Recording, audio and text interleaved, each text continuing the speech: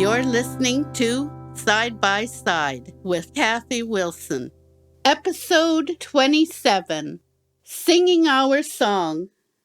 It was a day of sunshine and bird song. Every day with my Hickory was filled with living joy, and yet on this day, something seemed out of step. I shifted my attention to my partner and noted the hesitation of her stride. I gave the stop command and checked out all 4 of her paws. My hand followed from foot to hip, looking for abrasions and found nothing. But something wasn't right. I examined the harness and found nothing that could be causing her any irritation. This would require some consideration. Under normal circumstances, it would have been a simple matter to call Ralph and he would just pick us up in the Mazda. But he was unable to drive at the moment because of a cracked hip. Well, Hickory Dickory, this is a bit of a problem here. You are going to have to walk the rest of the way home, but at least it isn't far. If you need to stop for a rest, we can do that. Once we're home, you can have a relaxing sleep on the couch. Is this okay? Oh, of course it's okay, and I wish you would stop with that stupid name. I'm not a clock and I don't care for mice.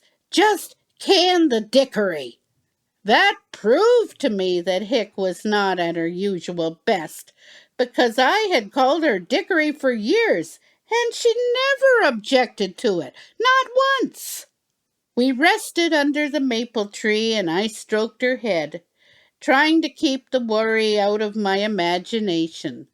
The difficulty was that when Hickory was having pain, she never moaned or complained. She just carried on. This is what she did, and this is what she was doing now. I was sure of it. After a short respite, the team carried on, and I noted that Hickory had a bit of difficulty standing from her lie-down position. Yeah, sweet girl, it's a pits getting up after sitting for a while. Every joint hurts, I know, mine too. By slow steps and encouraging words, Hickory and I arrived at our front door. I swung the backpack from my shoulders and inserted the key. We were both glad to be home at last. Ralph was sitting in his recliner with the TV remote in hand, surfing the channels. What's the matter? Can't you find your soaps? No, what would I want a soap for? I'm looking for the Blue Jays. This does not mean that my husband was obsessed with ornithology. In actuality, he was searching for a baseball game. He watched these contests with avid interest, yelling at the umpire and telling him what he should do. You probably are wondering how the umpire can hear Ralph's instructions through the television. I know it's a mystery to me. There are times when the umpire just pays no attention to Ralph's advice, and my husband is forced to explain the umpire's utter stupidity to me. Quite frankly, I don't care a fig, so just commiserate with him. What a donkey! No, Cat, you mean jackass. The umpire is a total jackass. Glad we got that straightened out, and Ralph was able to locate the Blue Jays. I reached for the phone and gave Hickory's doctor a call. Where my partner is concerned, I worry a great deal. I needed to arrange an appointment. So why did you call Dr. Sam? Hick looks fine to me. I was surprised that Ralph had even noticed my phone call, since the game was progressing quickly with a tied score. She is having some problems walking. There may be a sprain, and Dr. Sam will know how to treat it. Our appointment is for 10 o'clock tomorrow morning. Maybe I should go in and have her check out my hip. How are you going to get there? We'll take the bus. Dr. Sam isn't far from the bus stop. We were exactly on time the next day, and were taken to a consulting room. When Dr. Sam came in, she went straight to Hickory and gave her a loving rub. "You were just here a week ago. What's wrong?" "There's something not right with her walking. She seems more slow and her strides are uneven. On our way home from the grocery store yesterday, she had trouble, so we stopped for a rest and we made it home, but it wasn't easy for her. I think she is having some pain but isn't complaining." I watched as this caring doctor examined my partner, while Hickory tried to take a cookie from her pocket. There was nothing wrong with her appetite. Dr. Sam stopped her examination and said, "I want to take some x-rays of Hickory before I am certain, but I have a pretty good idea of the problem." As Hickory left the room with the doctor, the utter aloneness of my state washed over me. What was wrong? I told myself. She'd be dancing circles around me in a few days, wouldn't she? Then there was the forever time while I waited for Dr. Sam and my Hickory to come back. I tried to imagine going to Tim Hortons for an early lunch.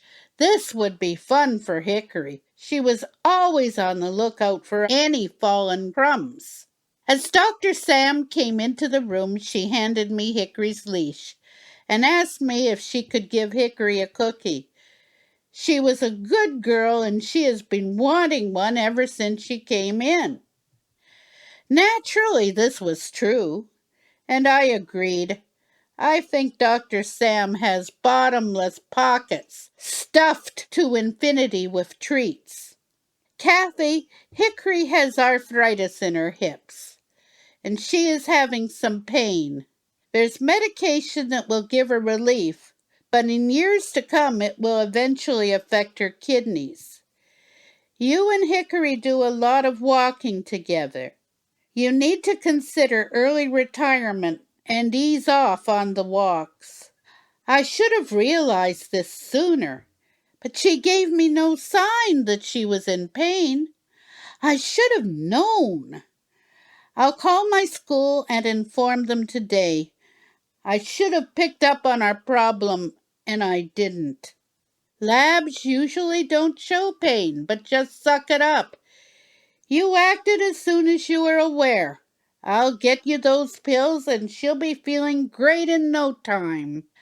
I needed a chance to adjust to this change. Normally, retirement comes around age 10, and dear Hickory was approaching 8.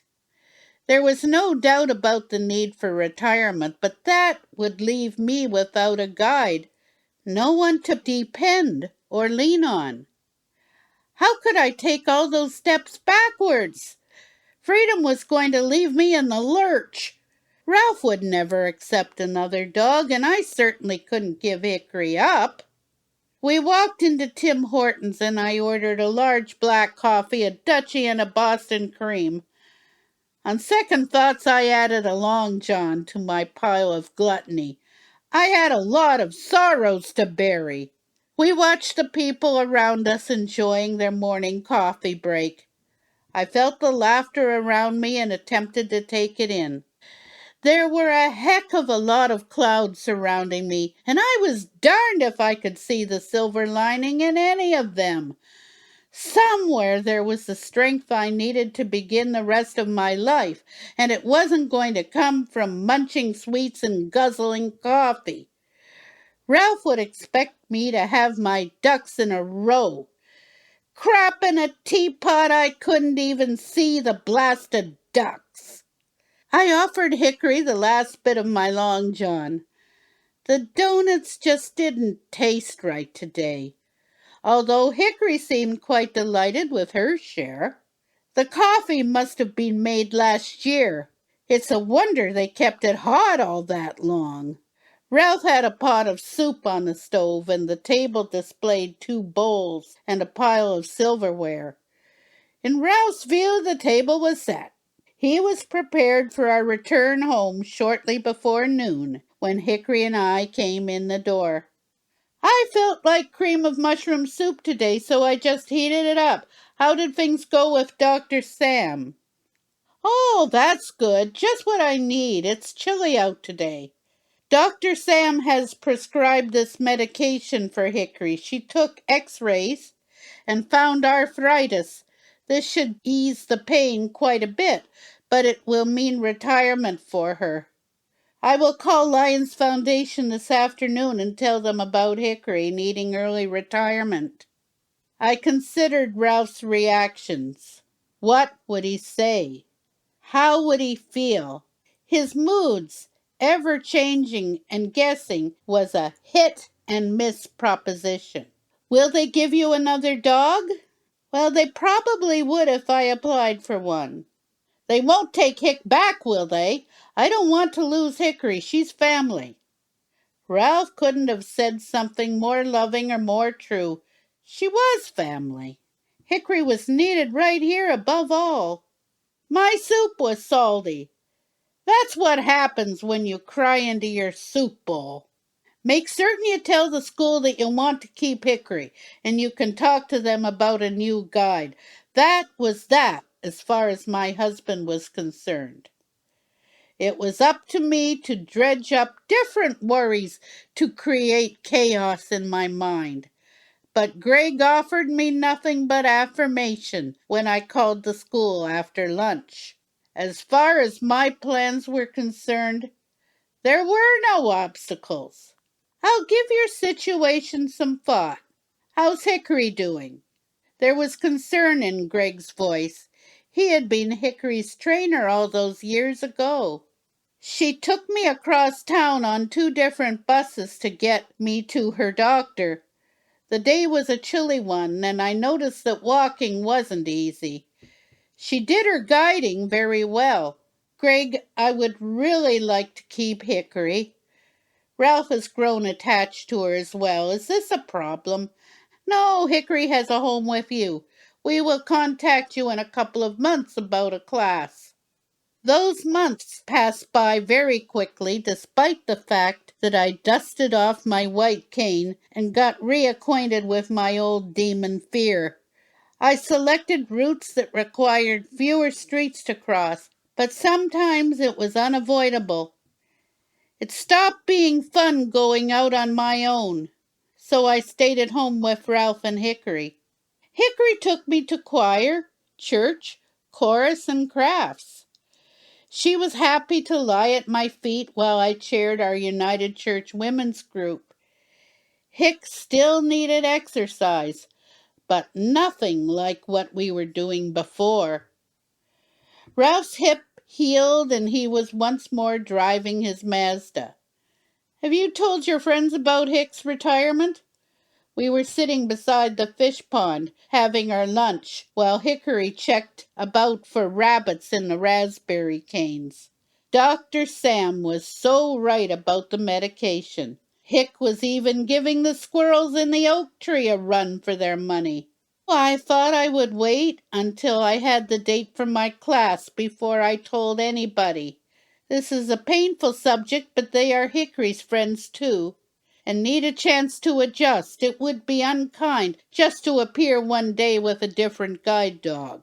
Okay, that's fine. I'll say nothing until you think the time is right. Hickory trotted over to Ralph and brought him a stick. Does she want me to throw it? Is that good for her? Sure, she knows you can throw it much further than I can. She wants to have some fun. Ralph was gradually taking on some of Hickory's care, so that by the time I left for class, Hickory wouldn't be upset when Ralph fed her, and not me. Ralph sent Hickory's stick flying across the yard, with Hick in hot pursuit. I felt the embrace of spring with the business of nest building and my beloved daffodils painting the garden in gold. Cat, I just saw one of your fish. I wonder how many survived the winter. Ralph walked along the edge of the pond, exclaiming as he spotted one and then another, darting in and out from under new lily pads. How many did you have last fall? I just counted 15, but some are babies. Last October you said we had 11. Are you sure you didn't count the same fish 15 times? That's a ridiculous idea.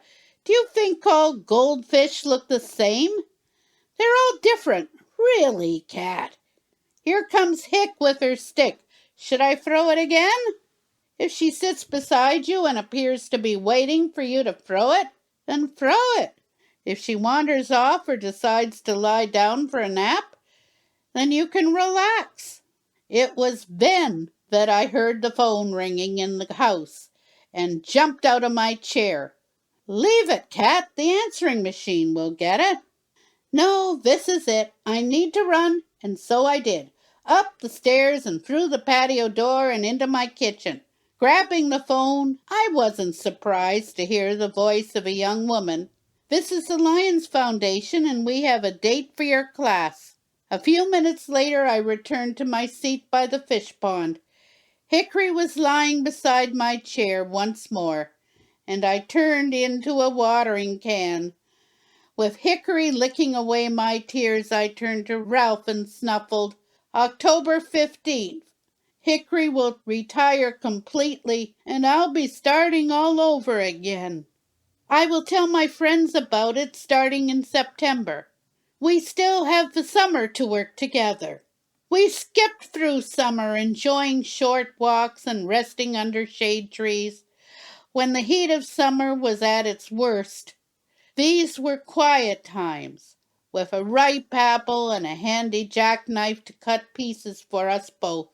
Knowing that this wonderful partnership would end made it sadly sweet. And yet Hickory would be relieved of the responsibility of watching over me. Hickory, has it been really difficult guiding me all this time? There are moments when I could just throttle you. Other times I wonder how you could be so perfect. Hick accepted another apple slice and rested her paw on my lap. You and Ralph can compare your experiences. How is your hip today? Oh, it's good, but another apple slice would help quite a bit. I laughed and handed over the last bit of apple. When summer drifted into September, it was time to mention Hickory's retirement and my going back to class. I told my friend Shirley about the change that was going to happen. I managed this without tears, and Hickory received some extra pets, too. It was obvious that my partner loved the extra attention. During that last month, I couldn't go anywhere without being quizzed about Hickory's retirement. Sometimes I didn't know the person at all, but Hickory certainly did. The organist at our church said that he would love to have Hickory if she needed a home. Of course she didn't, and I told him so. It seemed appropriate that our last day working together would be a Sunday, and I was in the choir singing for the joy of singing. Hickory, curled up beside the organ, was soon fast asleep. As the minister pronounced the benediction, Hickory stood up and stretched. My friend Joy, who sits beside me, wondered, Cat, how does Hickory know that it is time to go? She was sleeping only a minute ago. Oh, I think Hickory's guardian angel gives her a nudge when the minister pronounces the benediction. Angels are experts when it comes to ecclesiastical manners. Cat, I didn't know Hick had a guardian angel. I think it was decided that she needed one when she got me for a partner. Oh, that makes sense. Coming for coffee? We made our way to the boardroom, and Hickory found me my usual seat, only to find a huge cake in front of me. Written in bright yellow frosting were the words, Have a happy retirement, Hickory. Shirley came over to us with a cake knife and gave me the opportunity to cut the cake. Hickory gets the first piece, and don't you dare say she can't have any, because it is her cake. I laughed and said that for once we would bend the rules. The coffee hour was filled with people congratulating my girl on a job well done. pictures were taken, and Hickory felt like royalty. As we were leaving, Ian wanted me to have a look at the far wall, which I was willing to do. I will explain here that Ian can be a big tease sometimes. He has a kind heart, but gets a lot of pleasure out of doing the unexpected. As I approached the far wall, I mentally cautioned myself to be on guard. The wall displayed a long piece of paper about 60 inches by 40, just covered in writing from everyone who was there, wishing Hickory a happy and worry-free retirement. One person wrote in magic marker, "She's not your problem now. Enjoy." That must have been Don's contribution, I laughed. Is this in praise of Hickory, or is it a roast for Cat? Ian took the giant document from the wall, rolled it, then handed it to me. I'll let you figure that one out. As Hickory and I were going out of church, two young boys, Colton and Connor, brought me a teddy bear. When you are at school, you won't have Hickory with you and it might get lonely, so you better take my bear with you. Oh, thank you so much.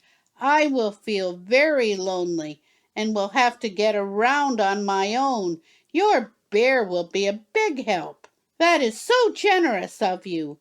I will bring him back in 3 weeks, safe and sound. I can hardly wait to meet your new guide dog. Will he be like Hickory? No, my new guide dog will have a different personality, but he will be very good at guiding.